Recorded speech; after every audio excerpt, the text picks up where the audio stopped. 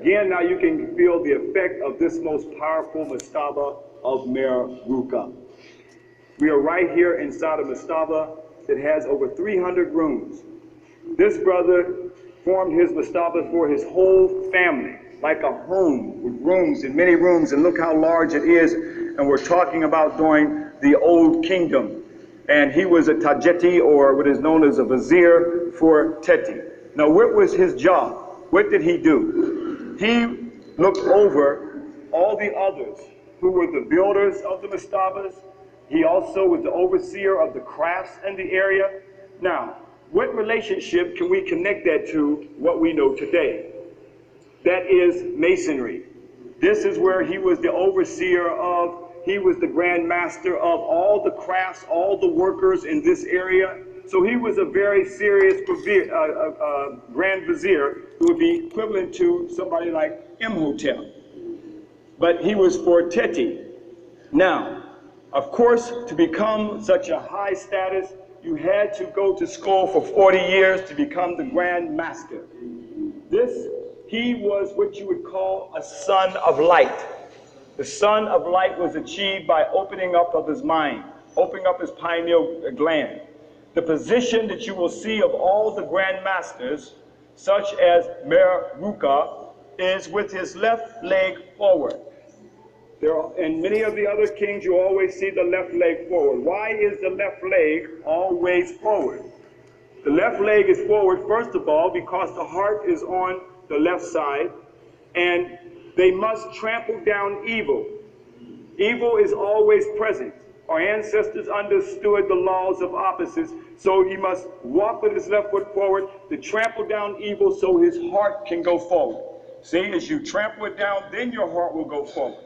So this was the purpose of the left leg forward, to trample down evil for his heart to go forward. Later, the European military took this from Kemet: left, right, left, right, left, right. This is where that came from. This African here also has the apron. That's the symbol, and he also has the collar. Now look at that very closely, because you know this guy. His name is George Washington. He has his left leg forward. Look at the collar and the apron. Where did it? Now you have come back, all the way back, and seeing the origin. But we want to show you where this came from. This didn't start in no 1717 tea house in England. This was the 360 degrees what we had, not no 33 degrees, a few degrees above freezing. These were the true Grand Masters. This is the origin. So why would you go back to Jerusalem with Solomon's temple, supposedly where Hiram Habib was the Grand Master for Solomon of 900 years BC? Brothers and sisters, this is over 4,000 years ago. There was no Hiram Habib yet. There was no Solomon yet. So why should we be worshiping them? Because we have lost our story. This is where it all began, Masons. This is where it all came from. This is the true worshipful Grand Master that stood in the northeast corner where you are right now to get the light, where the light of the world came from. This is where the Pythagorean order came from. So we got all kinds of levels we're going to be dealing with here. But this is where it came from. And that's why they put this symbol on the dollar bill. They knew where the light of the knowledge came from. The pyramid, here where you are, brothers and sisters, which you saw up on that hill. Why were they using these symbols? Now you understand why we were not allowed to deal with Kemet. We must take the key and unlock the sacred knowledge is what we're doing here. But brothers and sisters, we come back to grab you with the Grand Master's grip, to bring you up to the living perpendicular to who we are as an African people. That's what we're trying to do here, brothers and sisters. Okay, let's see if we can find some Merukas in here. Shaka Musa Ba Shango, won't you come on up here for a minute, brother? Come on, no, hold up, brother. Wait, hold it, brother. Hold your thought for a minute. Just hold this thought. Walk on up there, brother. Up here to this top. Walk on up there, brother. Turn around and no, turn around. Put your left foot forward. Now, who does Meruka look like? The Shaka Musa Ba Shango. Look at that. Look at that. spirit still going on. Brother got the same jaw structure, everything. Living in Philadelphia, I was naturally concerned because I spent a lot of time in Baltimore. It's only a 90-minute ride from my home. It's also the city where my ancestor Frederick Douglass escaped from slavery to freedom at. And it's also the city where Queen Mother Harriet Tubman spent a lot of time. When you turned on the news and you heard about Baltimore, a lot of what you were told was incorrect. And on behalf of the brothers and sisters in Baltimore who I consider family, I want to correct the record for you. Number one, the riot was not started by youth. The riot was started by crackers at a Baltimore Orioles game.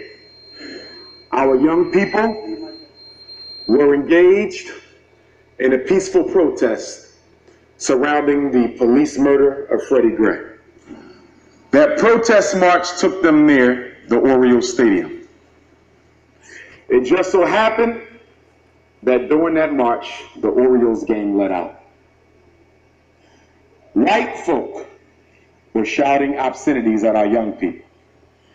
They threw bottles and stones at them while the police stood by and did nothing.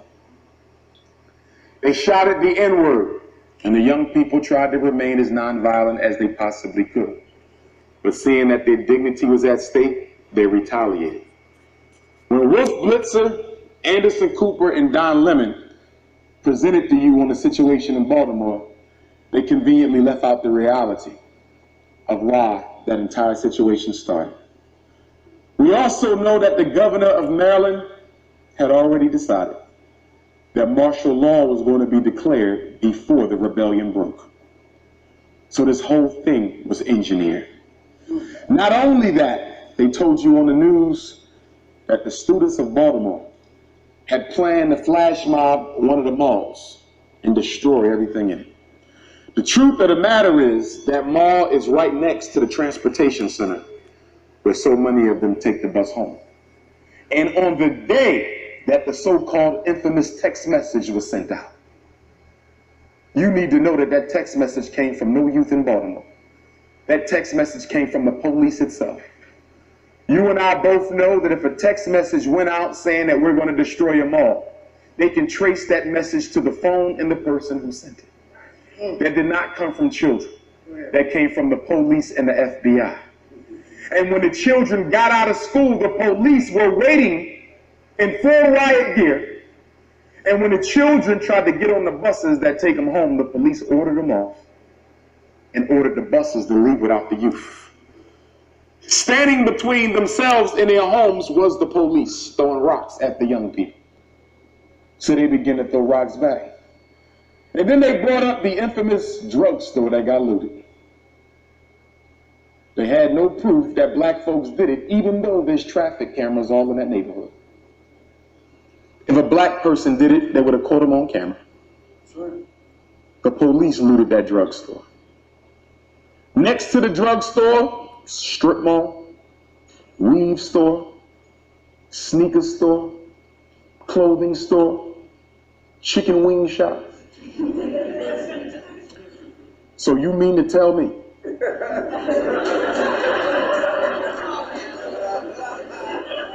of all the businesses that they could have looted, instead of weave and Air Jordans and some chicken, they broke into the CVS to get some Tic Tacs and mouthwash. That's what they want you to believe. And then Charleston popped.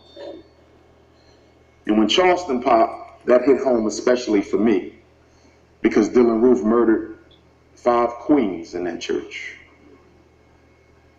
But even more close to me was the fact I just left Charleston. I just spoke there 2 days before the situation. I just left. So when I get back to Philadelphia, turn on the television a day later, this is what happens. So we went down there and we marched. And then the Ku Klux Klan decided to come down there and march. State capitol in Columbia. And the governor of Charleston tried to reduce the killings and the reparations for the killings to a need to take down the Confederate flag. 9 people didn't die for no damn stars and stripes. But as white folk love to do, they like to control the conversation and thereby control the solution and the outcome. So the murder of 9 blacks got reduced to the Confederate flag. They didn't say we're going to put black people to work as a reparation. They didn't say we're going to do something about police brutality as a reparation. They didn't say we're going to improve the schools as a reparation. They didn't say we're going to improve the amount of blacks on the police force as a reparation. We're just going to take down a symbol of white supremacy. But we're going to leave the white supremacy in place. The games they play. When Trayvon was murdered by Zimmerman, I was down there in South Florida when the verdict came out. You could hear a pin drop all through the night. Black folks were stunned. When Ferguson popped off, people said, what do you think? I said, this was bound to happen. Eric Gardner, bound to happen. Freddie Gray, bound to happen. Why was it bound to happen, Dr. Johnson? Because the first law of behavioral science is a behavior that goes unpunished by the victim. Good morning. Good morning.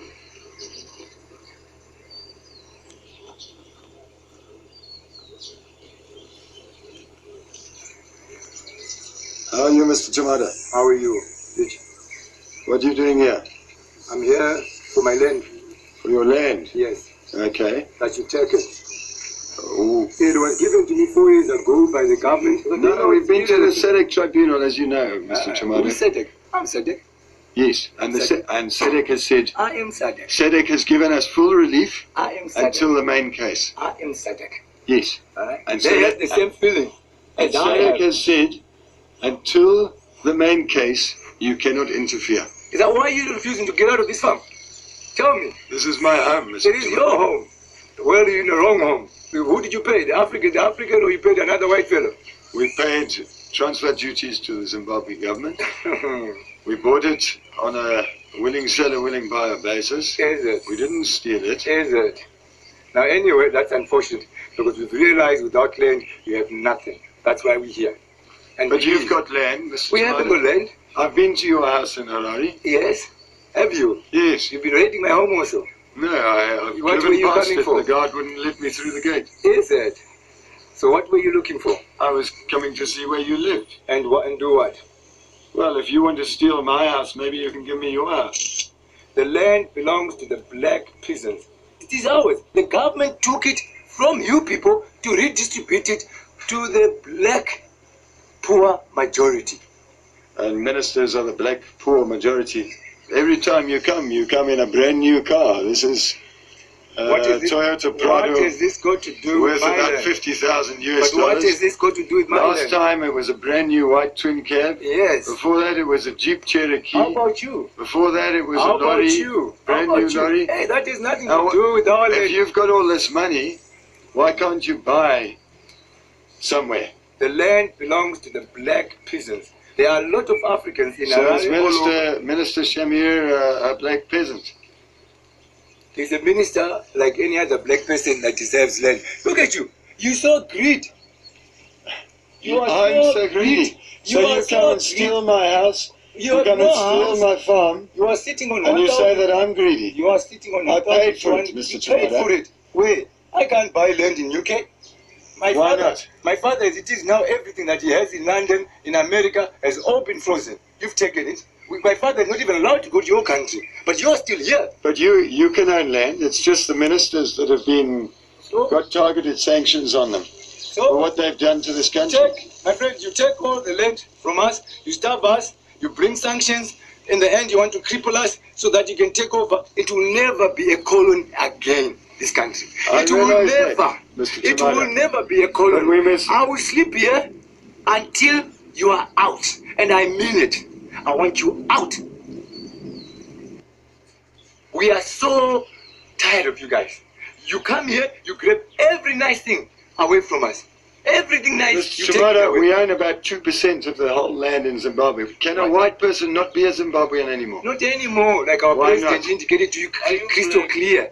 They indicated to you that we don't want to have anything to do with you people. We have shifted from you guys to the Asians.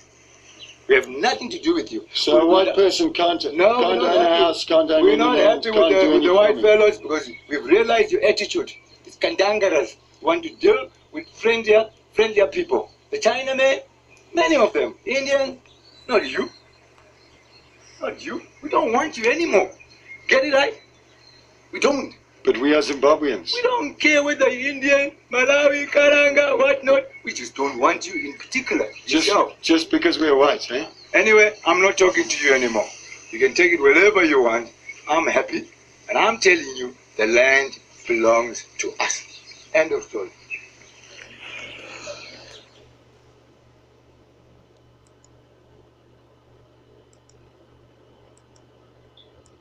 Motherfuckers got the ranks and files. We got to automatically say who is skilled in what.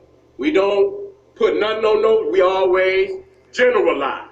We do the real talk when we get the fuck up out of here. But this is something for the family to build on.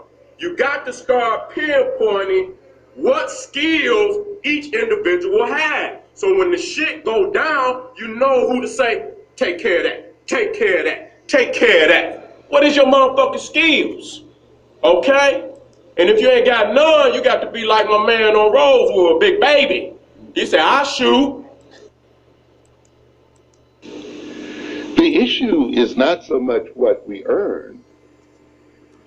For if we earn 300 billion, then we must produce trillions.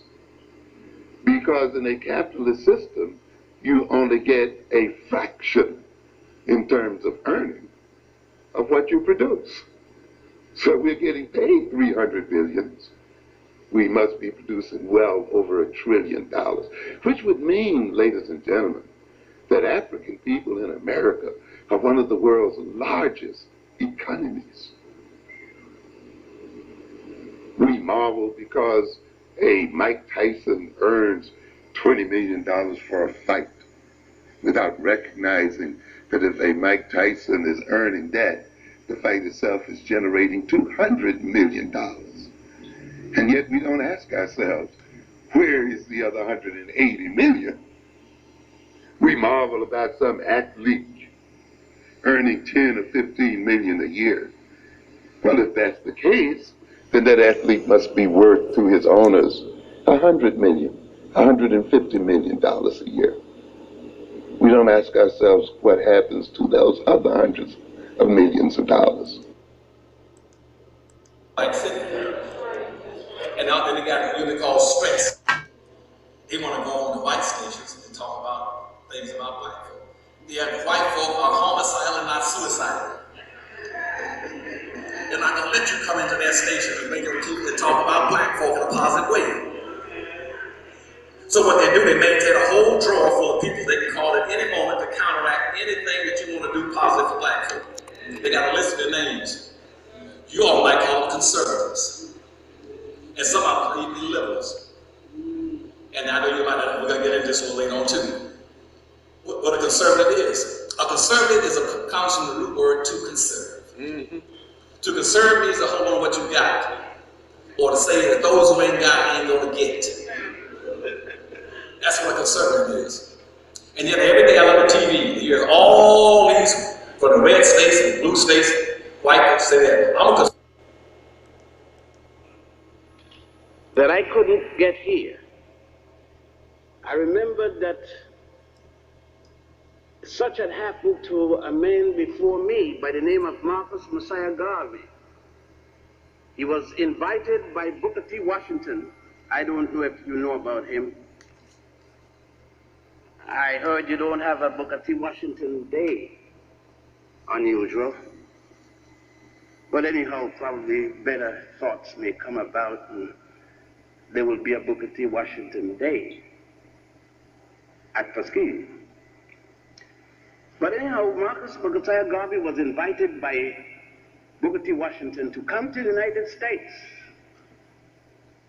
The facts are that red tapes in the immigration department, Garvey arrived 6 months subsequent to the death of the great Booker T. Washington. So taking 50 years to get here, nevertheless I got here. I do not know if I would have taken the course of action in my life that I have now taken. However, I was lucky enough to slip through an engineering course and graduate in a few more courses, and here I am. Within the context of my education, if you could call it that, I would prefer to call it the course of my indoctrination, my training, which started in Ethiopia, East Africa, and continued in Brazil, Cuba, Puerto Rico, the United States Virgin Islands, England, and Spain. Been around a few places. And in all of these places that I've been, I never once received an education in the history of African people.